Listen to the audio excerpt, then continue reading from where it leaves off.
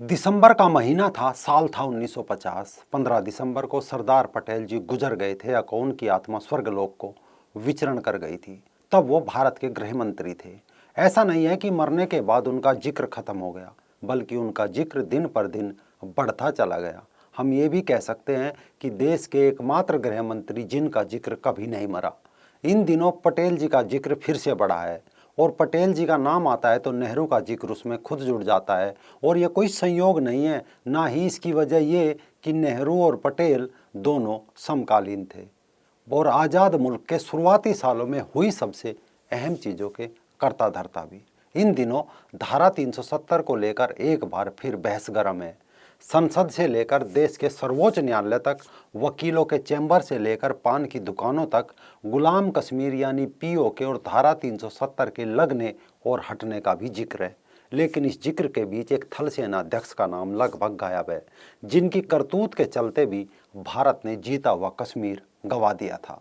नमस्कार दोस्तों, मैं राजीव चौधरी। हम अक्सर यही सुनते हैं कि अगर पटेल जी भारत के प्रधानमंत्री बनते तो देश कहीं ज़्यादा तरक्की करता। कुछ अहम परेशानियां जिनसे हम आज जूझ रहे हैं वो तभी सुलझ गई होती, जैसे कश्मीर की जिस ताकत से उन्होंने हैदराबाद और जूनागढ़ को भारत में मिलाया, वैसे ही कश्मीर समस्या भी हमेशा हमेशा के लिए सुलझ जाती। खुद प्रधानमंत्री मोदी जी भी लोकसभा में कह चुके हैं। लेकिन कहा जाता है कि इतिहास अगर और मगर की भाषा में लिखा जाता है, इसीलिए इन सवालों के आसान जवाब मौजूद नहीं होते। लेकिन एक काम किया जा सकता है कि बीते हुए वक्त को रिवाइंड किया जा सकता है, जैसे एक फिल्म पीछे करके दोबारा देखी जाए, जैसे क्रिकेट में लाइव रिव्यू लिया जाए। ऐसे अगर और मगर की कहानी में क्यों के जवाब मिलाने की संभावना पैदा हो जाती है। भारत आज़ाद हुआ था 1947 में। देश को पहला भारतीय थल सेना प्रमुख मिला। इसके करीब 1.5 साल बाद भारत की आज़ादी के आरंभ में सेना की कमान एक ब्रिटिश अफसर के हाथ में थी, general sir Francis Robert Roy butcher. वो समय काफ़ी अहम था, क्योंकि देश विभाजन, कश्मीर समस्या, हैदराबाद विलय जैसे नाजुक मसलों से दो चार हो रहा था। मारकाट देश में मची हुई थी। ऐसे में सेना प्रमुख की काफ़ी अहमियत बढ़ जाती है। लेकिन बूचर ने पद पर रहते हुए जो कुछ किया, अगर वह कोई भारतीय सेना प्रमुख करता तो शायद इतिहास में गद्दार के तौर पर जाना जाता। कारण संपूर्ण कश्मीर भारत का होने के बजाय अगर आज अंतर्राष्ट्रीय विवाद बना है तो इसके पीछे काफ़ी हद तक नेहरू के अलावा बूचर भी जिम्मेदार थे। अगर बूचर का इरादा नेक होता तो भारत न सिर्फ कश्मीर में पाकिस्तान की घुसपैठ का माकूल जवाब देता, बल्कि पाकिस्तान को कश्मीर के एक हिस्से पर अवैध कब्जा भी नहीं करने देता। बूचर तो हैदराबाद रियासत को भी भारत में मिलाने के लिए सैन्य कार्रवाई करने के हक में नहीं थे। वो तो भला हो देश के पहले उप प्रधानमंत्री, गृह मंत्री सरदार वल्लभ भाई पटेल जी का, जिन्होंने बूचर की बचकानी राय को सिरे से खारिज किया और हैदराबाद पर सैन्य कार्रवाई करके उसे भारत का अभिन्न हिस्सा बना लिया। अब किस्से को ऐसे भी समझ सकते हैं। दरअसल बूचर ने भारत के कमांडर इन चीफ यानी सैन्य प्रमुख की कमान संभाली 1 जनवरी 1948 को। एक ब्रिटिश अफसर को इतनी महत्वपूर्ण जिम्मेदारी देने की पीछे की वजह यह थी कि वो भारतीय सैन्य अभियानों से वाकिफ थे।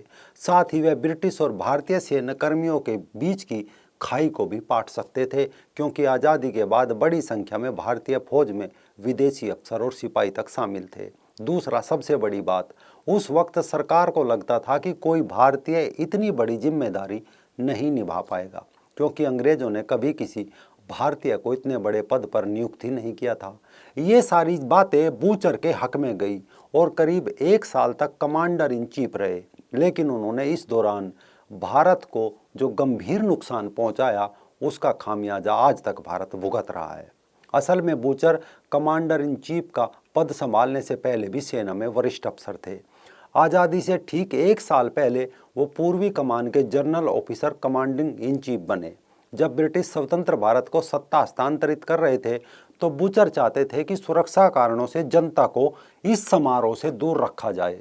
जवाहरलाल नेहरू ने विनम्रतापूर्वक उन्हें बताया कि भारत पर अब जनता का शासन है और उसी जनता को इतने ऐतिहासिक समारोह से दूर रखना मुमकिन नहीं है। उन्होंने जनरल का आदेश रद्द कर दिया। बूचर इस बात से आहत थे।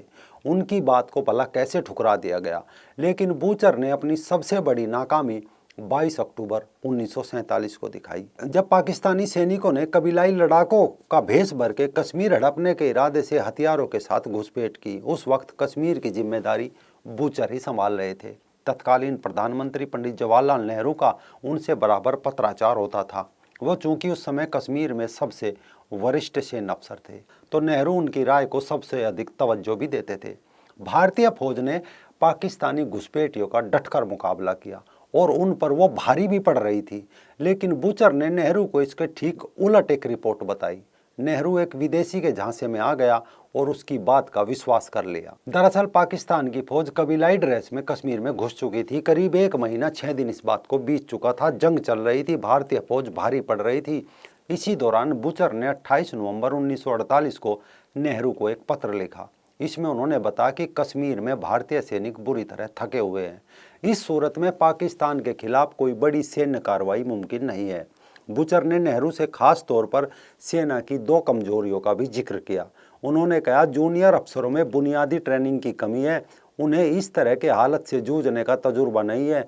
साथ ही अन्य रैंक के सैनिक काफ़ी थके हुए हैं, उनमें उत्साह की भारी कमी है। सैनिकों को इस वक्त ट्रेनिंग और छुट्टी की सख्त ज़रूरत है ताकि उनकी स्किल बढ़े और वे तरोताज़ा हो सके।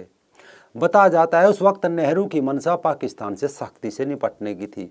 उन्होंने जवाबी पत्र में उन रिपोर्टों पर चिंता जताई जिनमें कहा गया था कि पाकिस्तान कुछ हफ्तों के भीतर भारतीय ठिकानों पर हवाई हमले की योजना बना रहा है। साथ ही पाकिस्तान अपनी स्थिति को मजबूत रखने के लिए प्रभावित क्षेत्रों में तेजी से सड़कों का निर्माण भी कर रहा था ताकि युद्ध सामग्री जल्दी पहुंचाई जा सके।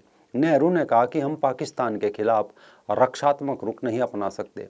अगर पाकिस्तान लगातार आक्रामक अभियान चलाता है तो उसके साथ युद्ध होने की पूरी आशंका है। लेकिन बूचर का स्पष्ट तौर पर मानना था कि मौजूदा स्थिति में भारतीय सेना पाकिस्तान का मुकाबला नहीं कर सकती। उन्होंने नेहरू को फिर लिख दिया कि हम पाकिस्तान के हर सड़क निर्माण को रोकने के लिए सैन्य अभियान नहीं चला सकते, लेकिन इस मसले को एक हल करने के लिए एक सियासी उपाय सुझा सकता हूँ। बूचर ने एक उपाय सुझाया और वो था कश्मीर समस्या को अंतर्राष्ट्रीय मंच यानी संयुक्त राष्ट्र में ले जाना। संयुक्त राष्ट्र के दखल के बाद भारत के हिस्से वाले जम्मू कश्मीर में 1 जनवरी 1949 को युद्ध विराम हो गया। उसी साल नेहरू सरकार ने जम्मू और कश्मीर को विशेष दर्जा भी प्रदान कर दिया, यानी धारा 370 लगा दी गई। हालांकि बूचर ने इससे पहले भी भारत को आघात पहुंचाने की कोशिश की थी। हैदराबाद रियासत के विलय के मामले में जब ये तय हो गया कि हैदराबाद के निजाम भारत में विलय के इच्छुक नहीं है और वो पाकिस्तान के साथ जाना चाहते हैं, तो 12 सितंबर 1948 को एक कैबिनेट मीटिंग हुई। इसमें तत्कालीन उप प्रधानमंत्री सरदार वल्लभ भाई पटेल ने हैदराबाद में सैन्य कार्रवाई का प्रस्ताव रखा। उस मीटिंग में बूचर भी मौजूद थे और उन्होंने फौरन खड़े होकर अपनी आपत्ति जताई। बूचर ने कहा, सज्जनों, आपने हैदराबाद के मामले में एक मुश्किल निर्णय लिया है। ऐसे में आप लोगों को चेताना मेरा फर्ज है। हम इस वक्त कश्मीर में भी पाकिस्तान से लड़ रहे हैं और मुझे नहीं पता उस लड़ाई को ख़त्म होने में कितना वक्त लगेगा। अगर हम हैदराबाद में भी सैन्य कार्रवाई करते हैं तो हमारी सेना के लिए एक साथ 2-2 ऑपरेशन को संभालना मुश्किल हो जाएगा। इसलिए बतौर कमांडर इन चीफ मेरा सुझाव है कि आप लोग हैदराबाद में सैन्य कार्रवाई ना शुरू करें। बूचर ने भारत की सैन्य अक्षमता पर भी सवाल उठाए और ये चेतावनी भी दी कि अगर भारत ने हैदराबाद में कोई ऑपरेशन शुरू किया तो पाकिस्तान मुंबई और अहमदाबाद पर हवाई हमले भी कर सकता है। लेकिन सरदार पटेल जी थे। उन्होंने बूचर की सभी चिंताओं को हवा में उड़ा दिया। उन्होंने बूचर से कहा कि अगर ब्रिटेन द्वितीय विश्व युद्ध का सामना कर सकता है तो मुंबई और अहमदाबाद का हम सामना क्यों नहीं कर सकते। सैन्य अक्षमता के मसले पर पटेल ने उल्टे बूचर से सवाल किया, आपको क्या लगता है कि हैदराबाद का निजाम हमारे सैनिकों के सामने 1 हफ्ते से ज़्यादा टिक पाएगा। बूचर ने अपना आखिरी दाव खेलते धमकी दी, अगर उनकी सलाह पर गौर नहीं किया गया तो वो इस्तीफा दे देंगे। बूचर के इस पैंतरे से मीटिंग हॉल में सन्नाटा छा गया। प्रधानमंत्री नेहरू भी विचलित और असहाय नजर आ रहे थे, लेकिन सरदार पटेल के मन में कोई उलझन नहीं थी। उन्होंने बूचर से साफ कहा कि अगर आपको इस्तीफा देना है तो शौक से दे दीजिए, लेकिन हैदराबाद का भारत में विलय कराने के लिए सैन्य अभियान तो कल शुरू होकर रहेगा। भारत ने योजना के अनुसार तय समय पर अपना ऑपरेशन शुरू किया और 1 हफ्ते से भी कम वक्त में रजाकारों को हराकर हैदराबाद को भारत में शामिल कर लिया। बूचर 1 साल से कुछ ज़्यादा वक्त तक कमांडर इन चीफ रहे। इस दौरान उन्होंने भारतीय सेना और नेताओं का मनोबल तोड़ने के अलावा कोई उल्लेखनीय काम नहीं किया। बूचर का काला अध्याय 15 जनवरी साल 1949 को खत्म हुआ, जब उनकी जगह जनरल के.एम. करियप्पा आजाद भारत के पहले भारतीय सेना प्रमुख बने। लेकिन सवाल रहेगा कि बूचर ने जो कुछ भी किया वो किसके इशारे पर किया, जिन्ना के इशारे पर, ब्रिटेन के इशारे पर, या फिर वो मन ही मन भारत से कोई बदला ले रहे थे। कमेंट बॉक्स में अपनी राय जरूर दें। जय हिंद।